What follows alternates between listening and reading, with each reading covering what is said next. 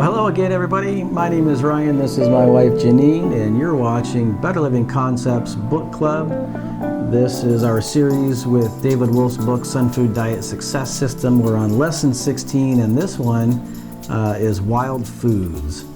And so we're going to dive right in. We'll get into some wild foods, and then we'll be back in just a moment. Lesson 16, Wild Food. Two quotes. The first from Ramayana. In the first age, food came by wishing and grew from earth without tending. The second quote was from Annie and Dr. David Jubb, Colloidal Biology and Secrets of an Alkaline Body. Electric foods are the most important component of healing. They make the body alkaline. These are all foods that are able to grow in the wild. The basis of natural nutrition is wild, raw plant food. The Germans call this original food. It has been the original food here since the beginning of time. Wild food connects you immediately to the land. Eating wild food growing in your area acclimates you to the environment. I used to suffer from all kinds of allergies, hay fever, pollen, feline, etc. I completely conquered all my allergies by undertaking the Sunfood diet, by eating wild indigenous food using MSM powder in my drinking water and through homeopathy. People who are allergic to the pollens of local plants can eliminate these allergies by eating local wild leaves, flowers, fruits, honeys, and acclimating themselves to the environment. Many people never eat anything growing locally or wildly in their life. This is not the lifestyle for which we were designed. Wild food is a revelation.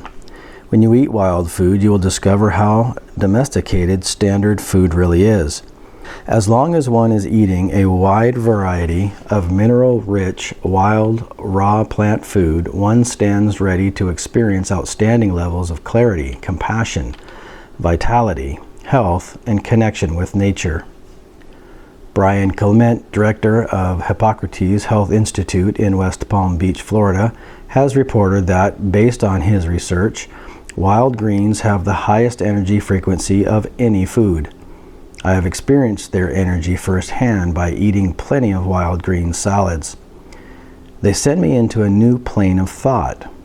Evenings after eating such meals are filled with incredible clarity of thought and electricity. Seaweeds and sea vegetables of all kinds have never been cultivated. They are still in their wild, unaltered form. They fit within the wild, raw plant food category and are high in trace minerals. This is an important factor in a world where many are suffering from endemic mineral deficiencies brought about by consuming pharmaceuticals, chemicals, pesticides, and cooked conventional foods that drain the vital energy. Wild fruit. Wild food is sun food, food grown in abundance under the sun and moon, not under artificial conditions of any type. It is food as the earth has given it to us in its normal state. Wild food is true to our Creator's original intent. Store-bought fruitarianism is not workable in the long term. Fruit enthusiasts should seek out perfectly ripe fruit. Perfectly ripe fruit picked fresh from the tree right to me is an unmatched experience. Wild fruit is high in minerals and always lower in sugar than commercial fruit. It is less stimulating and thus is closer to the center point of the Sunfood triangle. Wild fruits are the sustenance of the immortals. Fruit has tremendous spiritual power. The more natural, non-hybridized the fruit is, the greater its spiritual value. Common fruits which are close to the wild state and or are extremely viable when grown from seed include avocados, cherimoyas, crab apples, guavas, heavily seeded citrus fruits, jackfruits, mangoes, most melons, most peppers or chilies, papayas, peaches, tomatoes, tomatillos, olives, white sapotes, and others. A good quality citrus fruit should contain 14 to 15 seeds. even if the fruit is small in size. The more seeds in citrus, the better. The less seeds in citrus, the more hybridized or grafted is the strain. After you purchase or pick them, keep citrus fruits in sunlight or on the windowsill so they remain at their maximum nutritive value and quality. The more ripe and sun-exposed the citrus fruits, the sweeter and less acidic are its contents. Common vegetables which are close to the wild state and or are extremely viable when grown from seed include dandelion, garlic, kale, lamb's quarters, malva, mint, mustard, onions, watercress, wintercress, and others. One of my favorite wild foods is malva, mallow. Malva seems to love growing on the outskirts of civilization, in canyons, back alleys, and backyards. Malva is one of those phenomenal greens that tastes incredible when eaten alone. In the winter, I typically start off the morning with fruit blended with superfoods, then eat malva for lunch, and have a salad with some raw plant fats for dinner along with vegetable juice. Common nuts and seeds which are close to the wild state and or are extremely viable when grown from the seed include coconut, macadamia, quinoa, and sunflower. Every locale you find yourself in possesses wild foods with which to eat and live. Get out and explore your local canyons, fields, forests, hills, valleys, and mountains. A great reference book is Edible Wild Plants, a North American Field Guide by Elias and Dykman. Take it with you on your hikes and identify your local edible greenery. In his writings, the herbalist Earl Mindell has confirmed my experience. He has described that less than 1% of all plants are poisonous to eat. The power of wild foods cannot be underestimated. Eating wild plant foods reconnects you with nature in a most profound way. One time I was out hiking in a canyon near my home. On the way, I encountered several children ranging in age from 7 to 10. We started talking, and soon I agreed that I would show them all the edible, interesting, and poisonous plants growing in the area. We had an extraordinary time together. After several hours, all the children had gone home except one. The two of us were hiking up a hill through brush on our way to a field of young dandelion when we almost walked into a coyote. The coyote looked at us and bolted away. The young child's eyes were wide open. Although earlier he had told me he had seen coyotes, I knew after that incident he had not. At least not like this. These moments are priceless, and this moment all came about in the fun of foraging for wild food. The goal is to eat the highest quality food possible, the best food ever. The more mineralized and natural your food, the more mineralized and natural you will become. Wild plant foods make you strong and robust and put you in tune with your local natural environment. If you cannot get wild food or it is impractical, please eat organic. You deserve it. You're worth it. You and your family are worth more than anything on earth. Give your family the best fuel possible. The organic farmers also deserve your support for not spraying pesticides or poisons on the earth. If you have to pay twice as much or more for organic food, do it. It's an investment in yourself, which always comes back multiplied. Organic food has more vitality, minerals, and value than commercial food. In my experience, it is totally worth paying even 3 or 4 times as much money for organic food. Vitamin B12. Although animal and dairy products are a source of vitamin B12, the natural soil microbes and bacteria found on wild food, unwashed garden plants, in earthy soil, and also those supplied by plant fermentation are typically adequate to supply some vitamin B12 needs. The natural microbes and bacteria in the soil need to be duplicated and colonized in our intestinal tract for optimal absorption of nutrients and elimination of waste without excessive fermentation or internal putrefaction.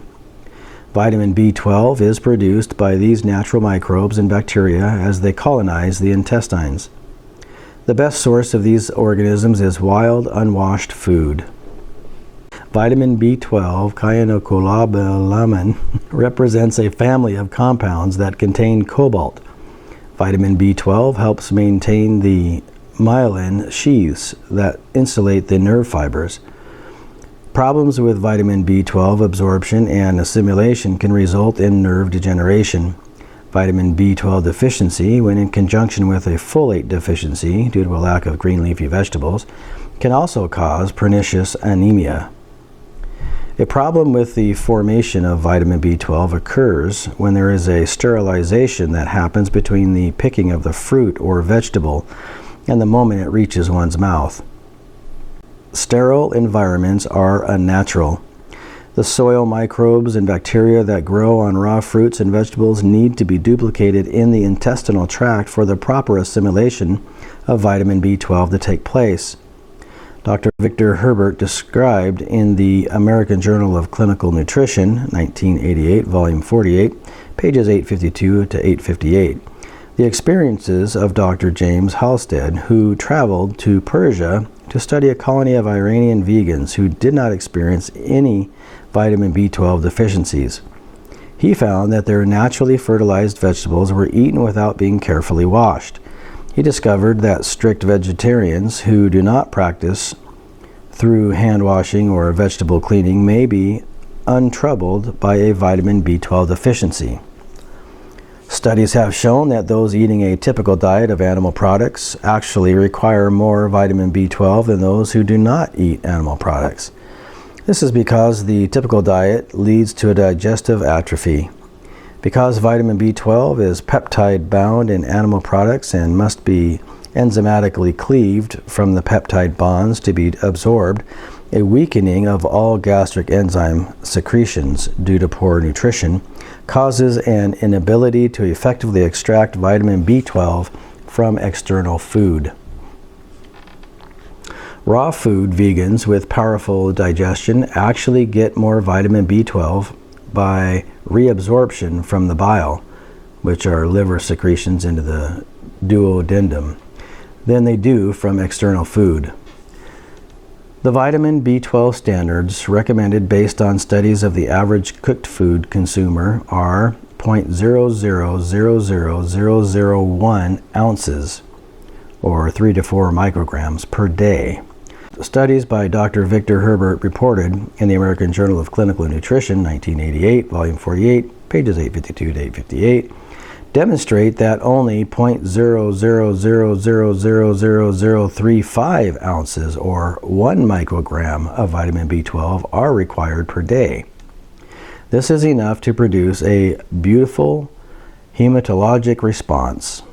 These minimum vitamin B12 requirements are inadequate to explain the needs of well-nourished individuals with strong digestion who require even less vitamin B12 due to excellent gastric strength, enzymatic activity, and a high ability to recycle vitamin B12.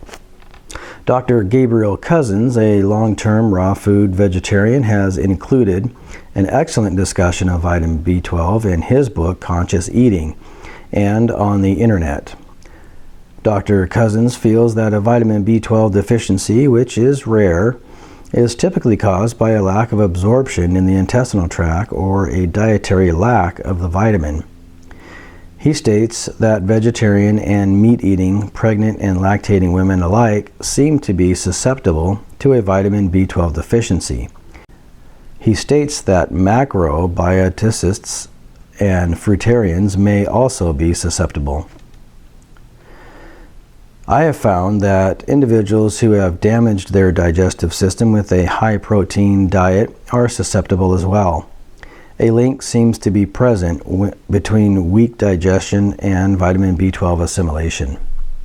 My own experience working with people who I have discovered were vitamin B12 deficient corroborates Dr. Cousins' hypotheses, but I have narrowed it down to a more specific cause: poor hydrochloric acid production and/or low levels of intestinal flora. Sugar, as I have mentioned, is an antibiotic. So, a long-term high-sugar diet whether the sugar is coming from refined sources or hybridized fruit, can damage or wipe out the intestinal flora. Cooking also destroys microbes. A highly sterilized, cooked vegan diet, macrobiotics, may not provide the intestines with enough excellent flora. To ensure an excellent quality of vitamin B12, be sure to regularly eat unwashed garden plants. Leave foods unwashed that were grown wildly, homegrown, or picked by you from an organic farm. Store-bought food is much different. It should be washed because it can be layered with mold, pollution, and toxins. Getting some soil microbes into your body is very important. Consider the words of Annie and Dr. David Jubb in Secrets of an Alkaline Body. You can receive help virtually overnight for seizures, diabetes, arthritis, pneumonia, Parkinson's disease, and immune challenges by simply ingesting some soil-borne organisms. People have lived in such a sterile, antiseptic environment that these necessary symbiotic organisms have been less than present in their diet. By ingesting soil-borne organisms, you maintain an enormous reservoir of uncoated antibodies ready to transform specific pathogens. Iron metabolic challenges are solved by living the way nature intended, occasionally eating a little dirt. I eat plenty of unwashed wild food to supply good bacteria for my intestinal flora. However, I have met many long-term raw foodists, 20 plus years all raw, who do not eat unwashed food and who are very healthy. They do eat seaweed and or spirulina 2 to 3 teaspoons a day, however, which contain vitamin B12 analogs and human active vitamin B12. Also, they do occasionally eat fermented foods such as raw sauerkraut, which does supply the digestive system with good intestinal flora to manufacture B12. Instructions for creating fermented live food dishes may be found in nearly all of the raw food recipe books available, including the books by Dr. Ann Wigmore. Many nutritionists feel that a vegan diet does not supply enough vitamin B12 for the body. This may or may not be true. My experience of meeting vegans and raw food vegans who have been following those diets for 20 plus years indicates that vitamin B12 deficiencies can arise in certain cases. It seems that if one is clever with their diet or occasionally uses vitamin B12 supplements and follows a healthy lifestyle, there's little chance of a vitamin B12 deficiency. A vitamin B12 deficiency is usually, but not always, symptomatic of a larger problem. High sugar diet, poor absorption, poor or absent flora, also a lack of sunlight. Manifested in a weak digestion, pale skin, emaciation, and extreme fatigue. When I lived in Santa Barbara, my friends and I would surf the beaches there. Since those beaches are loaded with pockets of tar and oil, lots of tar would bubble up into the ocean water and get on our wetsuits and surfboards. It was such a hassle to clean and worry about that one day I said, "I've had it. I'm through. I'm no longer going to even worry about this anymore." And you know what? It was never a problem again. It is my opinion that the vitamin B12 hype is used most often to scare people away from wonderful vegetarian and vegan diets. If you were to put the vitamin B12 issue out of your mind and follow the action steps below, you might be surprised to find that it disappears from your consciousness. Vitamin B12 is important, should be addressed, and then put away so as to avoid excessive focus on the issue. Action steps for wild food. 1. Read and study books and media on edible wild plants. Take a plant book with you on hikes through nature. Begin identifying the wild edible plants growing in your area. Begin experimenting with eating some of the wild foods you identify. 2. For excellent intestinal flora and vitamin B12 assimilation, include one or more of the following in your diet. A. Unwashed garden plants. B. Wild plants. C. Seaweeds, such as dulse, nori, etc. D. Roots, such as burdock root, have been shown to contain levels of B12 absorbed from soil organisms up to 0.5 millimeters into the outer skin. E. Sun is shining, the best probiotic superfood on the market today. F. Spirulina or blue-green algae, 3 teaspoons per day. Spirulina contains a great ratio of human active vitamin B12 as compared to B12 analogs. And G. Occasional fermented foods, such as raw sauerkraut, when appropriate. 3. If the options in 2 are not available at the moment, taking a vegan quality vitamin B12 supplement daily may be appropriate, especially when one is under stress, pregnant, nursing, and/or cultivating increased neurological health. 4. If you feel your intestinal flora and food absorption are not excellent, consider regularly including supplemental enzymes and probiotics in your diet. Supplemental enzymes increase digestive efficiency. Probiotic colonies help synthesize nutrients. They counteract pathogenic microbes, and they improve the overall internal environment. These recommendations are especially important for those with a history of prolonged antibiotic or other drug use, as well as for those who have a history of sugar addictions. 5. To learn more, read Dr. Gabriel Cousins' writings on vitamin B12, including those in his book, Conscious Eating. Well, here we are. Yeah, that was great. Yeah, indeed. Yeah. So really just kind of a, it really goes hand in hand with the hybrid foods section just before. You can almost kind of put these two together and really dive into and do a deeper dive on that. So. Well, what I loved about this, the content of this was he's really kind of getting to the heart of sun food. Yeah. Right? He's saying that wild food is sun food. Right. And that wild food connects you immediately with the land. Yeah. I thought that was powerful. Mm-hmm. And if you're eating seaweed, it connects you with the sea. Yeah. So eating wild food growing in your area acclimates you to the environment. Yes. Also, that wild food is a revelation. When you eat wild food, you will discover how domesticated standard food really is. Right. That, again, kind of going back to our previous lesson and how these two correlate, when you think about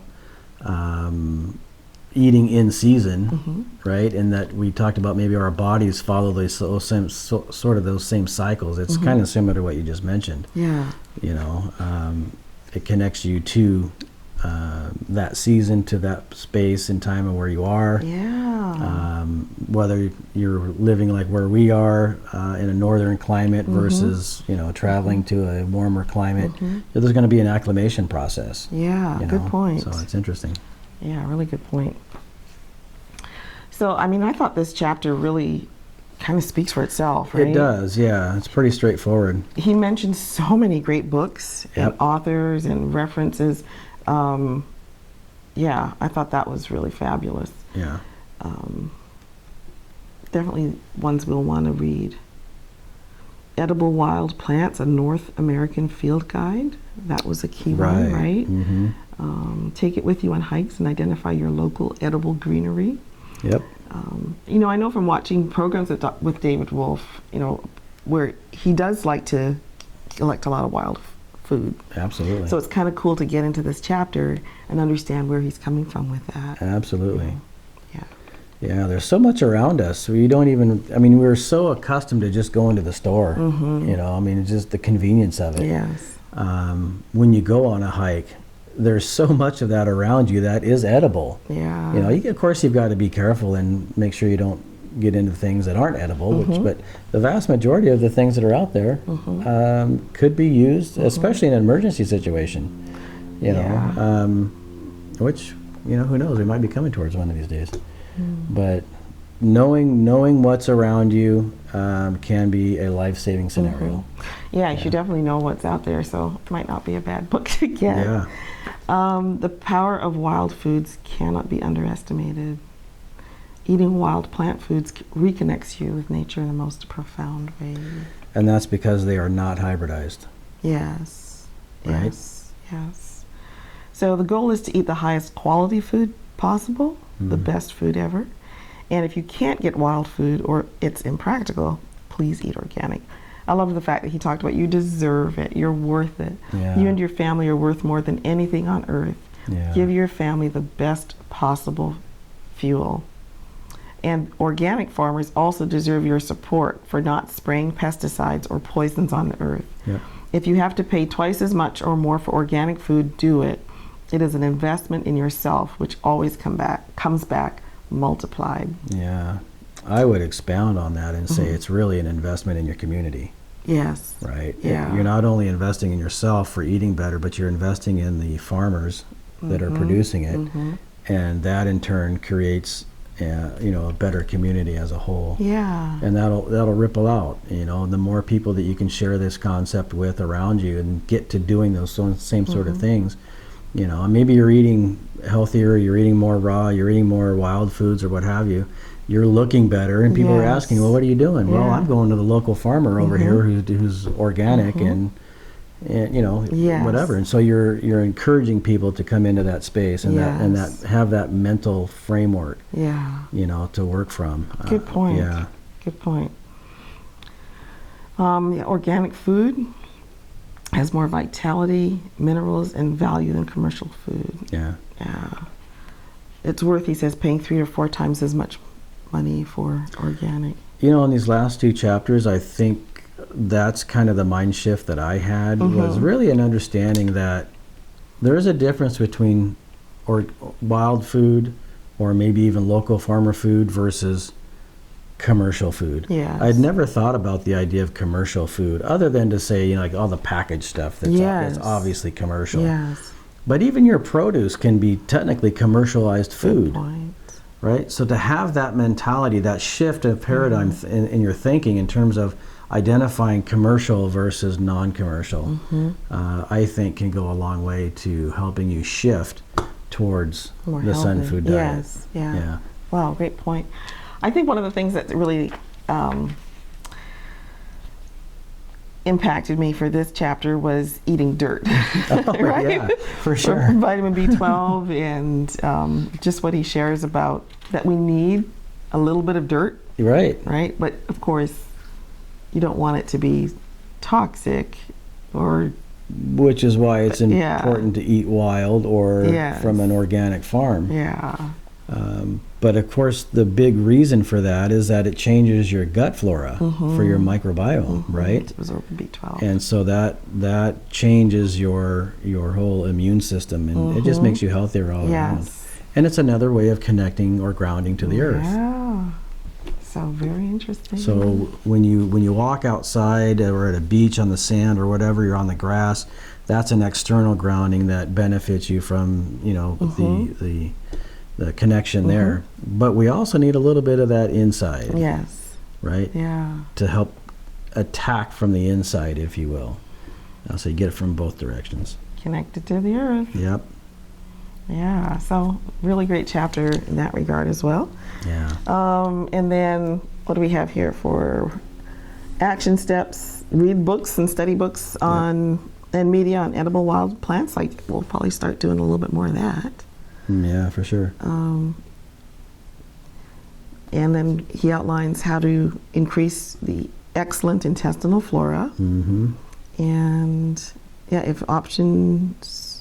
if those options aren't available, take a vegan quality vitamin B supplement. Yep. And read Dr. Gabriel Cousin's writings on vitamin B12, including his book Conscious Eating. Yeah. Yeah, and of course enzymes. Take enzymes if you're feeling that your flora is out of balance. Yeah, for increasing digestive efficiency. Yes. Yeah. Another great chapter. Looking forward to the next chapter, 17, which is my personal diet, where David discusses his personal diet. And so looking forward to that. And so, it's a fantastic book. We're loving this process, I know. Inching along. Yeah, inching along. Well, it's an inching process. There's a lot of information that we take in that as we work with these new concepts, we'll be changing ourselves over time. So that's great. So. Yeah. Very good. Until next time, hope you've enjoyed this one. I know we did, and we'll see you down the road. Here's to your health.